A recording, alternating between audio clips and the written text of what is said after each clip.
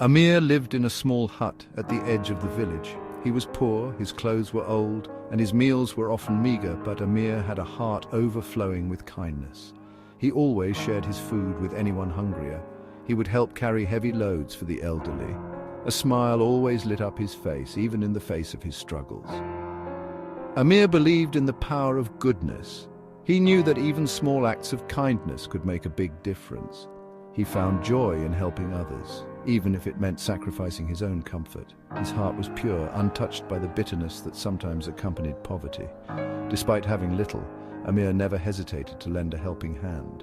He believed that true wealth lay not in material possessions, but in the richness of the soul. And his soul, overflowing with compassion, was richer than he could ever imagine. One evening, as the sun began to set, Amir was walking back home. He heard a soft whimpering coming from the bushes. Curiosity got the better of him, and he cautiously approached the sound. There, huddled amidst the leaves, was a tiny puppy. It was lost and alone, its eyes filled with fear and sadness. Amir's heart melted at the sight of the helpless creature. The puppy was shivering, its fur matted and dirty. It looked weak and hungry. Amir couldn't bear to leave it there. He gently picked up the puppy and cradled it in his arms.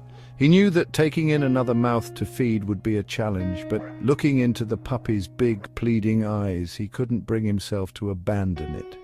He decided to take it home, promising himself that he would find a way to care for it.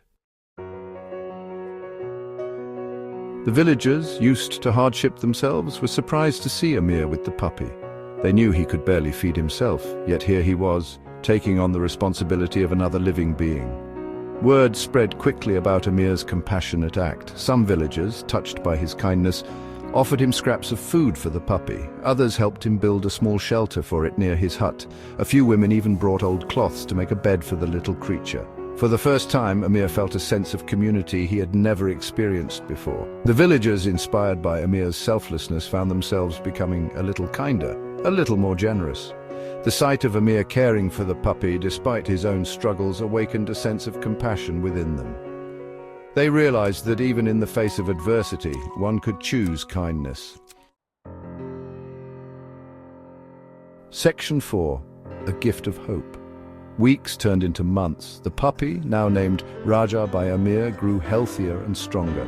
They saw how much joy Raja brought him and admired his spirit. The local merchant praised Amir and presented him with a sturdy wooden cart. Amir was overwhelmed with gratitude. It meant he could now earn a better living. Section 5, The Fruits of Compassion, to be continued.